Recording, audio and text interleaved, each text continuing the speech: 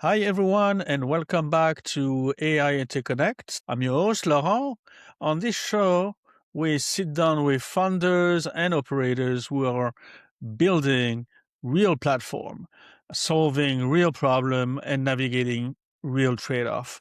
AI Interconnect exists to document how modern businesses are actually built across technology, data, and execution. And today I'm joined by Neissan Monadjem and founder and CEO at LinkSports. And LinkSports is a platform that helps athletes get discovered by giving them visibility, data, and a way to show their game beyond traditional scouting networks. Nathan, thanks for being here. Very happy to have you on the show. Thanks for having me, Laurent. It's a pleasure. Pleasure is mine. And what stood out to me when learning about your journey is how personal the problem seems. How did your background and experiences lead you to build Sportlinks? And Yeah, let's start with your background. I will. Thank you. You know, sometimes you have a toolbox that life gave you, and you're not necessarily aware of what can you do with that toolbox. And you keep adding things with your experiences as an entrepreneur and working with technology for 30 years, working with payment systems. Let's say each one is a tool. By around 2018, I realized that I can do something with that toolbox that I didn't do previously. So my experience in banking systems, payment, micropayment, looked very appropriate to start a venture using essentially technology, which our vision was AI and blockchain, and disrupt a huge market that is the market of sports, not only as scouting, but also as entertainment, you could say, and as a community. So I would say that my trajectory working in Brazil, in the US, and in Canada, being a consultant, but mainly being an entrepreneur in payment systems, in loyalty, many years ago, I worked developing the first blockchain application for loyalty payments. I created a money called Hut Cash and sold the idea to Pizza Hut, and consumers use that for loyalty. So I gather all those things, but you probably realize from all those things I'm saying, none of the things were related to sports. And that's, I think, the beauty of it is that you can use your toolbox as a human, as a businessman, as an entrepreneur in building things that you never did before, as long as you are surrounded by people that understand that industry. And this is how I came to sports. Okay, I love it. Okay, the toolbox. Wonderful. Were there a specific moment where you realized the system was broken and then jump into sports? Yeah, I would say I have four boys, so I watched them dedicating a huge amount of hours. I remember at that time I calculated that the four boys together spend, let's say, between 50 and 80 hours a month, either watching football games, cheering, watching the programs after the games, and playing video games related to football like FIFA and others on their PS2 at that time. So I thought if just four boys spend 80 hours, the millions and millions of young players that love football in the world, that we know that this is a number in the billions, spend billions of hours every month with watching. And they are not really participating in the reality of the business because neither one of them is high performance, although some of them play well. But we all know just 0.5% of the players will become a professional player. And from all professional players, maybe 2% will make a lot of money. So I thought this is a fraction, and maybe I can give them a real experience, which is not a video game. And it's not necessarily playing themselves, but to be ranked. using AI. Because if you have millions of boys and girls being ranked by an AI system, you have the ultimate comparison or benchmark. Instead of saying to your friend, I play better than you, or saying to an adult, hey, my son plays much better than yours, which are sometimes very evident in a school tournament, in a CT tournament. But when you talk about global scale, how can you measure how good your football is, or your basketball, or cricket, or hockey? So I thought if you create a scoring system that is global and acceptable, not only scouts will love to use it to find new talent, but kids that love football will be able to show how good they are. Just like you and I trying to rank our English. Let's imagine. I would say, Laurent, your English is much better than mine. You will say, no, no, no, yours was better. And I would say, okay, let's see our score on TOEFL. And then we have an independent score. That's how we came through. The aha moment was looking at my kids. Okay.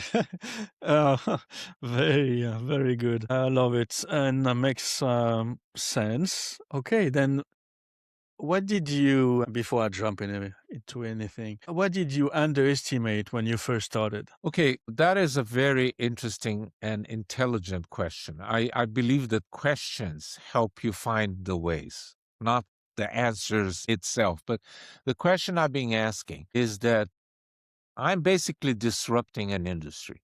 And the industry has been for 70 years targeting the tip of the pyramid of sports, which makes sense because that's where the money is. So when I say billions love football and watch football, in Brazil, the country I was born, I'm a Canadian born in Brazil, but there are 40 million people that play football regularly as amateurs, but only 33,000 have a job in the industry. So what is the toughest mountain to climb is that the industry has been consolidated to just monetize the tip.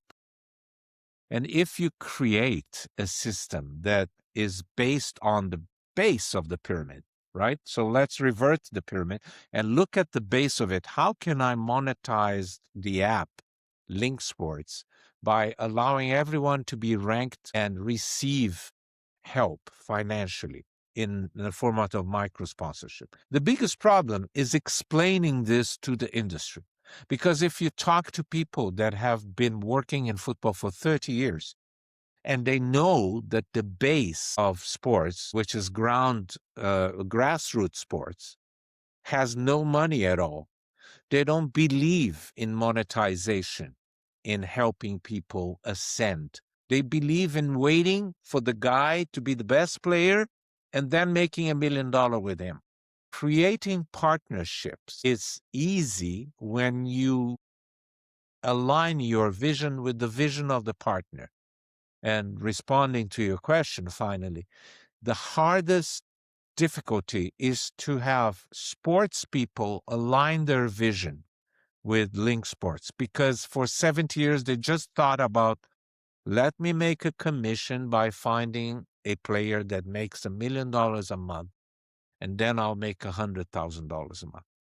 They never think that if you help 100,000 boys with $10 a month, or 100,000 girls with $10 a month, you will be generating $1 million a month. And this is hard for them to get. It's logical mathematically, but it's illogical in the sports industry. It's almost like the sports industry was, the sports industry was always targeting the tip. We are targeting the base of the pyramid. Yeah, no, it's I visualize it perfectly, and it makes a lot of sense. What early lessons still shape how you make decision today? Okay, the early lessons were we cannot measure using AI complex models in the beginning. We would need refined camera systems, lasers, radars, and etc. And in order to, for instance, score players in a game, You have to have cameras very well positioned. You can't have a camera 2 meters high because you won't film everyone in the field. You have to have either a high camera or 4 cameras. So we thought if we want to go to grassroots, we have to help finding the talent individually. And that's why we created 15 different challenges with tutorials that boys and girls follow. And then with only one camera, which is their own cell phone camera, they can register and be scored. So the lesson was in order to create automation, we have to use less complexity. And in sports, particularly in collective sports like basketball, football, etc., the only one to remove the complexity of the game is to measure the athletic skills of individuals alone. And that's how we built. And this was the lesson that taught us. The first lesson was that this is the right track. The second lesson is that you have to reward because you're creating a platform, you're capturing data, you're getting data for free. So you have to reward people that give you the data. That's the second lesson. Yeah. Okay, that's great. Um, you've done a great job keeping the mission clear despite the complexity underneath. When you explain LinkSports to someone outside of sports or tech, um, how do you describe what you actually do and who you help? Yeah, I tell people that we created a platform that allows invisible talent to have a chance to be viewed by scouts today in 30 countries.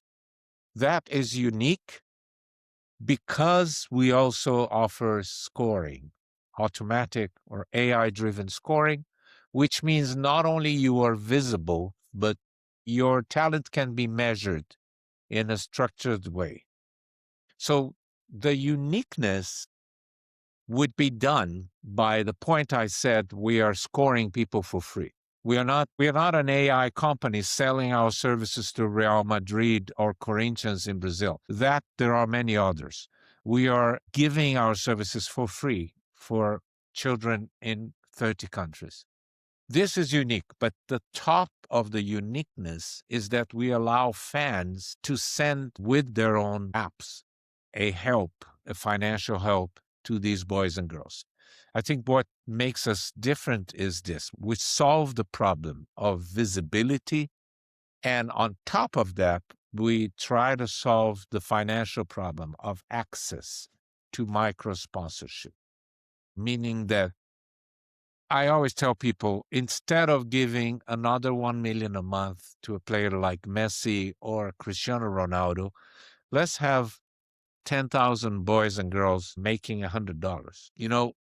We think that this reverses the logic of sports because sports, as in every competitive activity, has small doors or few doors for lots of people that want to enter. So there will always be competitive side. There will always be a funnel. You can't change that reality. What you can do is make it a fair game. Just because I live in a small remote area, it doesn't mean I won't be seen by a scout. First of all. And second, no scout trusts an AI platform. So the scout will only know that guy that lives far away in Canada or in an outskirt of a city in Pakistan or lives in Brazil, not close to Rio and Sao Paulo. That guy, I'm looking at him, his score is incredible. It's worth it for me to call him, go there, or pay him a ticket to see him playing a game. That's a different thing. I'm just making it visible. But nobody's going to hire these boys and girls just because their score is high. The same way you never hire an English teacher just because he scored high on the CELPIP evaluation system in Canada. You have to see if he knows how to teach, if he is skilled, has content. That is another thing. But we give visibility, and there's no question about it. We get data more than anyone else because we give them 15 challenges. So I think we are very unique. And I heard, it's not me telling you, the last conference I went on AI applied in sports, I heard from 40, 50 people. Every single time they would say the only company in the world that is monetizing, giving away AI to children, to youth, is LinkSports. So I'm sure we are very different. Definitely. I really love it. Love the concept. Which athletes benefit the most from the platform today? If it makes sense to ask. Yeah, it makes a lot of sense. You know, first of all, there are many kids out there that are in families that the whole family compounded uh, revenue per month is about 700, 600, $1,000. There's no way these families that are 80% of the population of the world, if not more, there's no way they can afford a $150 Nike shoe. So, first of all, those boys and girls that belong to destitute or less favored families, they have a chance now not only to make it, because if they have talent, they will be visible, but also to have, let's say, the positive moral reinforcement of being able to buy with their own resources a brand new Adidas or Nike shoe. Now, maybe you are also forgetting kids that belong to families that can buy those $150 very easily. But still, the taste of making that effort every month, going through the 15 challenges of LinkSports and making $20, $30 this month, another 20 next month, maybe 40 next month, and in 6 months being able to buy with your own resources, with your own sacrifice, that Nike shoe that you love is very different from asking your dad or your mom, give me a new shoe, because you conquered it. You didn't convince your dad to give you a gift. You conquered with your sacrifice, with your striving in sports. That's why we want to compensate kids that make an effort. So when you ask me what is the group that is more benefited, I would say boys and girls that strive, make an effort.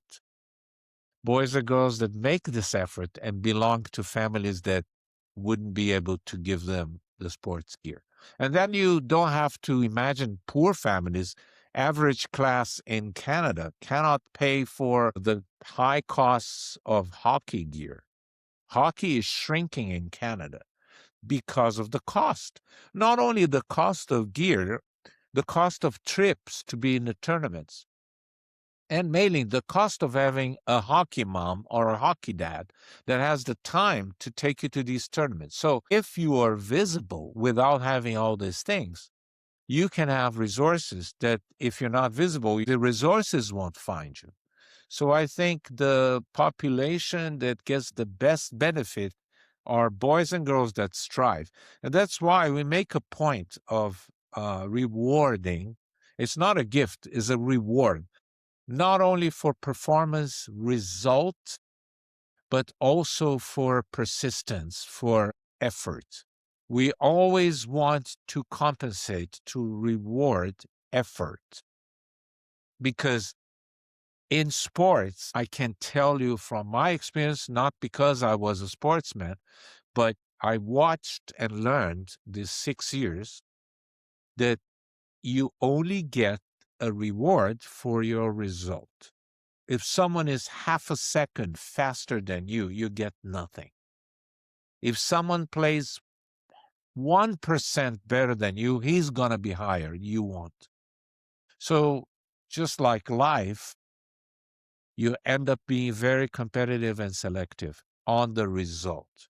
Now, we think that reward should also compensate effort. And if you see a kid that has less means, less help, less money, even less body strength, but is trying hard to achieve you should help and reward him. And we can do that because we have a human interface as well that looks at these facts. Maybe in the future that will be also automatic. But we know there are children in the app that are going up on the score. We know that they will never be in the best 100 boys and girls because they were not fit by nature to be the best player. That's not their fault. But if they are striving, they should be rewarded. And that's what we try to do. So we hope that our aim and purpose is not only directed by AI algorithms, but by human generosity as well. And of course, let the professionals pick up who they want to pick up. They won't pick up someone because he's more visible. We do not give more visibility because the boy is paying us. Nobody's paying. We are giving more visibility because he deserves, because he is having more results. But we are also rewarding financially those that make a big effort. That's how LinkSports was designed, and that is in our inner core of principles and vision, mission. And I believe that this is one of the reasons I've been very lucky to be surrounded by exceptional talent that are helping me. I know for sure, mostly because they want to be helping millions of children around the world. And don't take me wrong, this is a profit oriented company. We are not, I know that in the middle of my discourse, it looks like we are an NGO, a non for profit. No, we started the company to create a profitable, sustainable, scalable business using AI, but capable to disrupt an industry that, in terms of mission and in terms of purpose, goes quite the opposite of what LinkSports does. And that's why I think I can attract the best talent. Okay. Yeah, I love it. I love it. Marketplace businesses tend to look simple from the outside and feel very different from the inside. And right now, what feels like the hardest part of running or scaling LinkSports? Laurent, let me tell you, the fact that you interview a lot of CEOs helps you a lot knowing what is the difficulty. I know that behind what you're saying, you know, okay, to answer you directly, I usually don't. Creating a community is the hardest part. Creating an AI system is a joke. Creating a brand, a presence in sports, all you need is money. Creating a community is the hardest thing. And when you say a marketplace, yes, marketplace needs a community, needs people offering their data, needs people. And that's why we divided the platform in 5 roles. One of them is the players, of course. If they're minors, they have to have the permission of their parents. So parents or guardians are here because some players, or 30% of them, are minors. So we have minor players or adult players until 33, 34 we have. You have the parents of those small guys. We have scouts, okay? We have coaches, and we have fans. So this community has 5 roles, 5 hats. What is the hardest thing is the technology allowing the relationship of these 5 elements of the ecosystem. So when anybody asks, and I only have 30 seconds to say, what is the hardest thing in building a platform, right? You called it marketplace. I called it platform. The hardest thing is to create a community, a digital community. Okay. No, definitely. People, surround people. I mean, there's a lot of actors in your platform. And yeah, I believe the community is the hardest part. Definitely working across different funders. I see a lot of assumption in sport tech that doesn't always hold up.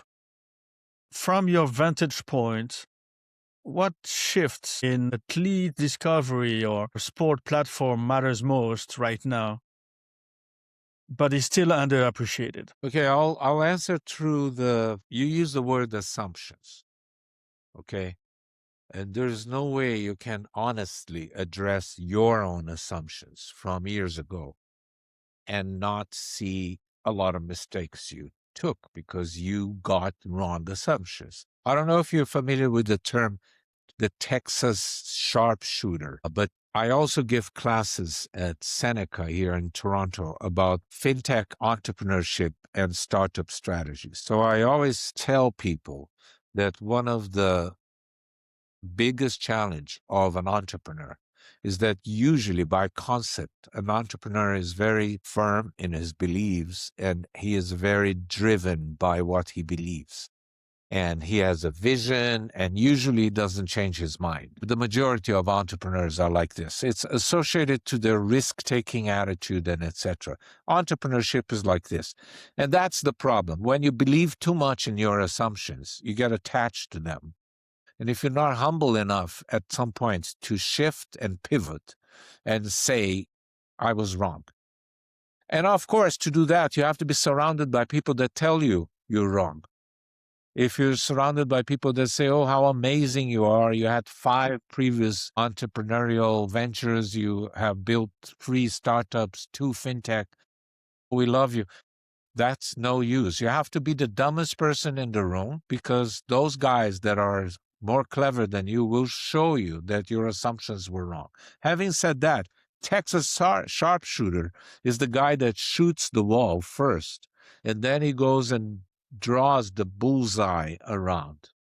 So he's always perfectly in the spot because he's creating a theory around his mistakes.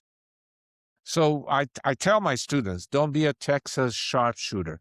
If you see that you're outside the bullseye, start again. Learn the direction of the wind. So I had a lot of mistakes. So one of them was thinking that it's going to be easy to create, not to create the platform itself. That wasn't that hard, but to create the encouragement for boys and girls to do the challenges. The markets we are in, stronger in Brazil, show that boys and girls love, these players love to upload the videos they have because it's the best moments they have. Someone filmed them making a goal. They love it. They are proud. They upload it on Instagram. They upload it on TikTok. They upload it on Facebook. When you tell them, okay, that's great, you can upload it, but now do this movement. So depending on the market, that's very hard. For instance, in Japan, the culture of the Japanese, even the base of the Japanese culture, the way they strive for perfection, the way a family that is in the business of creating sable brush for restoring art has been 7 generations doing that, perfecting that thing. That attitude of the striving for perfection no matter what, even in a way that other people would say, this is madness. How can they be so worried with small details? Like you walk in Tokyo, you feel that. Okay, in that culture, doing the exercises each time better, it's easy because that's what everybody wants to do. It's the cultural thing. So we are successful into replicating the model in Japan much, much easier than in Brazil. Even if you know a little bit of Japanese sports, if you know karate, you can train 5 years to do a kata in the perfect way.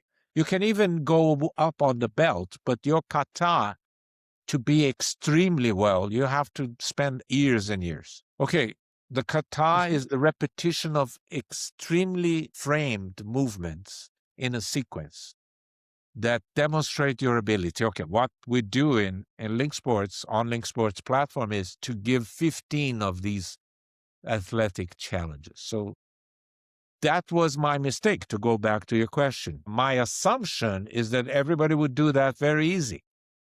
But it's not easy to have conformity to a schedule that someone gave you digitally. It's easy if you have a professor, it's a gym class, and he says, everybody has to do this. But your own will and train And that is the good thing, because only those boys and girls that we know that they strive hard, that they really want to be a player, go through the 15 challenges. We thought everybody would go and only the best would have bigger score. No, only the best go through all of them. That is an assumption. I personally was wrong. And I learned with the reality of things. I don't know if I answered your question. My answers are so I love long it. that I forget what I was answering in the first. And I love it. That makes me even repeat my questions from time to time. Thank you. No, it's perfect. Founders often talk about vision, but the real work is choosing not to do or what not to do. Looking ahead 12 to 18 months, what does success realistically look like for LinkSports? Okay, I do believe that we have, very honest, I still don't think we have success in that sense. We have a lot of small successes, that we are scalable, that we have companies interested in what we're doing, that we have attained basic investment needed. All these things is a matter of success. For me, the biggest success is seeing a boy or a girl that I will never meet personally. I never met them and will never meet, received money from a person that will never meet them. Because, not because he was adopted by an NGO, but I'll give you an example to answer that success. I give you the whole cycle. There was a young man working as a trash collector in a city called Araraquara. Very hard to say it. And in Brazil, Araraquara. He was a trash collector. He would run about 15 kilometers, 20 kilometers a day behind a truck to collect the trash. He loved football. So in his free time, he was playing, but he was not visible because he doesn't have the time. He doesn't have parents to take him to tournaments. He can't afford a $2 bus ticket to drive and come back from a tournament, let alone the $80 fee to be in the tournament. So his name is Mateus. He never bought a brand new clit shoe, a sports shoe, right? So neither dreamed on having a new Puma or Nike or Mizuno or Adidas or Nike or whatever. He was always buying second class material and secondhand. And one day a man, a football fan, now this guy is in Araraquara in the state of São Paulo in Brazil. One day, someone in Richmond, Virginia, picks Mateus and sends him $100. 3 seconds later, Mateus received the $100. Now, he was visible because he was one of the 5 best in the platform, because he strived with the multiple challenges of the platform. He received the $100 in 3 seconds. There was no wire transfer, no need for anything. And as everyone else in the platform, when you receive the money, you can't get money. You choose a gift card, and you choose a gift card from any shop you want. So you decide what is the brand and where you want to get it, if it's online or physical. Then you issue your gift card, and then he received his first brand new clit. Now, this is part of the story, which makes me very happy. And I would tell you, this is success for me. But there was more than that. A team, a club that is 500 kilometers away saw him and hired him for a new tournament. So when this cycle happens, even if the boy is not hired, but in this case, Mateus was hired, is what I call success. Now, it's success at this stage. For me, the success would be 10 of these cases every day, every year. And in order to do this, I have to expand the business. I have to raise more capital. But I think I'm in the way to achieve success. And one of the reasons is that this little story I told you have attracted incredibly success people to be around us, to help us. And that attraction confirms me that this will be a success in the global scale, because great people that have many other things to do are engaged into helping us. That's the sign for me of success. That's awesome. Then your journey touches on tech, community, trust, which many funders struggle with. Based on what you've learned so far, what should funders building platform or marketplaces or community start doing or stop doing? If you want an advice for a founder that wants to build a community, I would tell you honestly what I would do before building the app. Build a community without the app first. So that when you start designing the product, you understand better the relationships. Usually when you create a product, you understand functions. You understand the roles, but you do not read the relationships. So if you want to do a community, and your question was, what is things that founders should do if they want to build a community? I think they should build a community outside the app first. But usually as a founder, you fix your vision and your resources and your money into building the app. My mistake. What I should have done first, and this is my advice to my colleague founders, just go and create a small community, a group of people to discuss football, but make sure in it there is diversity.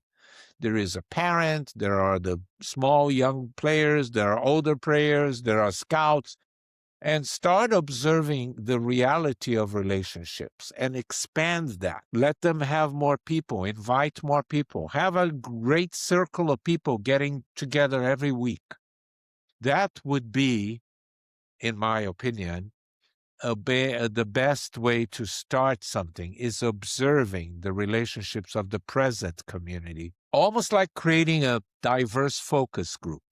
I'm not telling you go and listen to the scouts, go and listen to the players. I did, everybody does. Put them together. Listen to what their concerns are. Write down what their fears are. Sometimes people don't tell you what their fears are. You find out 2 years later. And then you are ready to design a platform and the product. So start with reality and then go digital.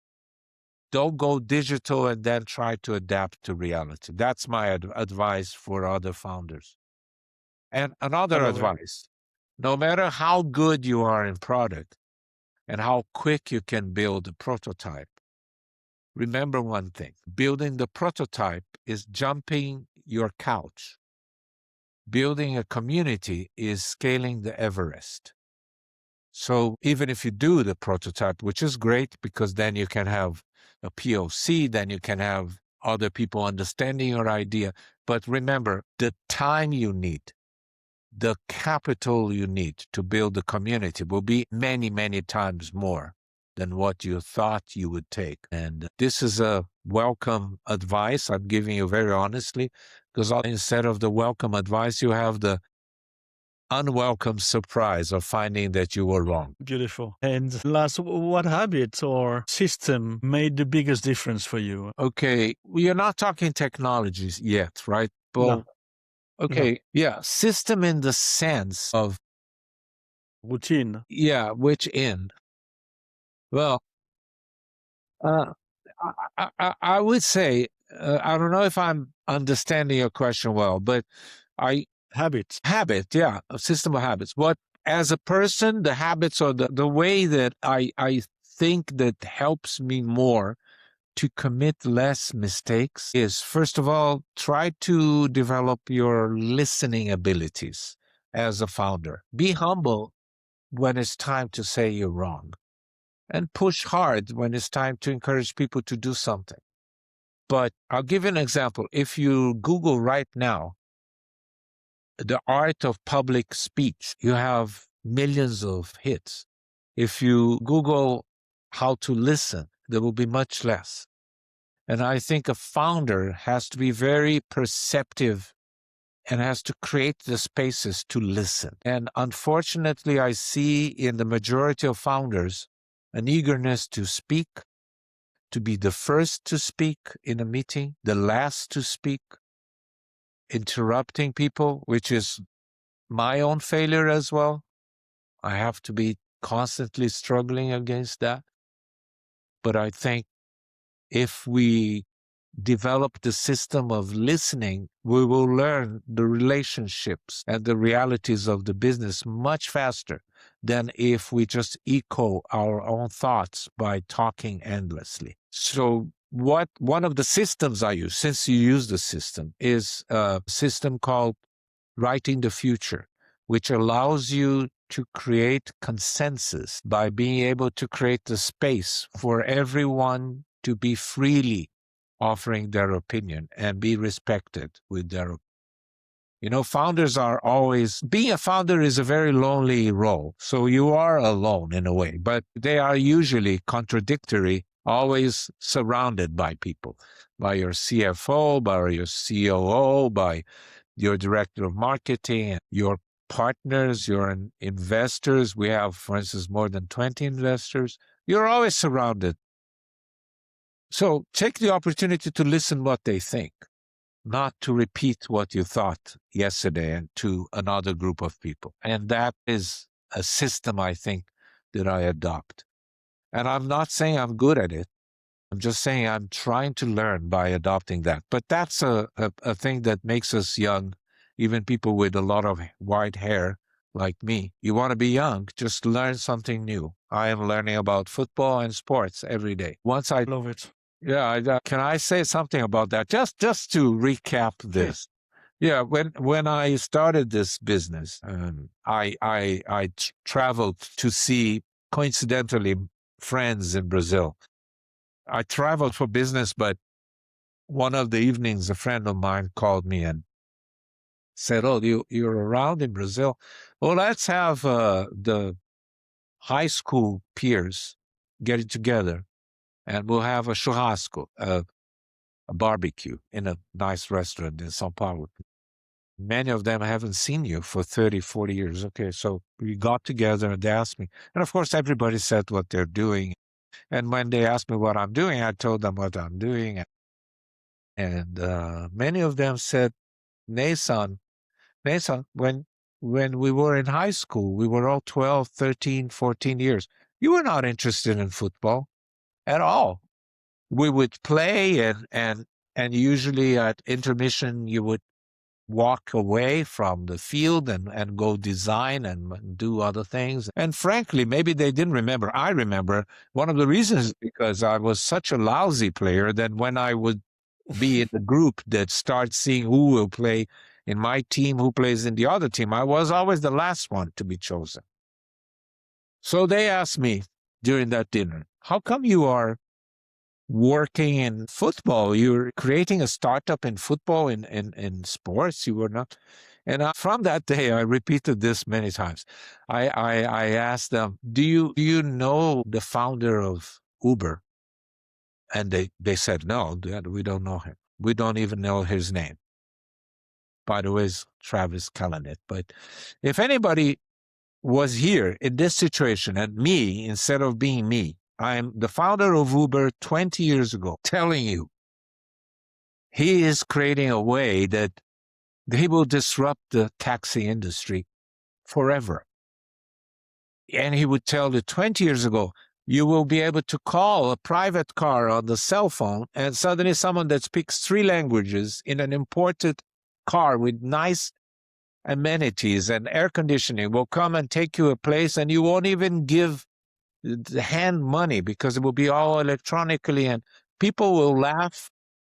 And most probably their colleagues will ask, but tell me something, Travis, have you been a taxi driver before creating this idea. And certainly not, but he was a taxi user and he was frustrated with the experience. So I tell people, you don't have to be in an industry to disrupt it. Actually, you have to be surrounded by people that understand the industry very well. But usually, people that are in the industry and making money, they don't want to disrupt it because they are making money there. This is the same with banks. And if we were talking fintech, I teach fintech, but I constantly say why banks had to have a non-banking institution being better than them before they started being more nimble and quick and more user-oriented is because fintech created that. Why did the Japanese people use the patent of Kodak and launch the best digital cameras before Kodak even thought about it? But 20 years before, they designed and created and patent digital cameras. It's because you think you are in the biggest top of the world and someone else outside has to disrupt. So I was an outsider in sports. Now I speak about sports tech and I give presentations on sports because I learned. And frankly, sports is not rocket science. Anybody with an average intelligence after 5 or 6 years will teach you about sports. So I think I am just encouraging those little older founders to look outside the box. And maybe they will find something they never thought they could do. But with their toolbox, they can build something great in that new area. And by challenging themselves to a new field, they will learn every day and they will get younger. I love it. Neissan, thank you so much for joining. Strong insight into your journey, the sport ecosystem, and the work you are doing and at LinkSports. Thank you so much for taking the time. Laurent, thank you very much for your time. Thank you really from my heart for inviting me. And most of all, thank you for your questions, because if it wasn't the quality of the questions, I couldn't possibly say the Thank things you. I said. Thank you. And just before we go, where can people find you or reach you or learn about your team? Thank you very much. Please, yes, I'm on LinkedIn. I would love to connect. My name is Neissan Monadjem. I'm the CEO of LinkSports, and LinkSports is at www.linksports.com. Thank you for the opportunity, Laurent. Neissan, thank you so much. Thank you very much. And that's it for today's episode of AI Interconnect. If you enjoyed it, share it with someone who is building the future, or better yet, someone who should be. And until next time, stay curious, stay creative, and keep building. Bye. Bye, Neissan. Bye-bye. Bye. Thank you.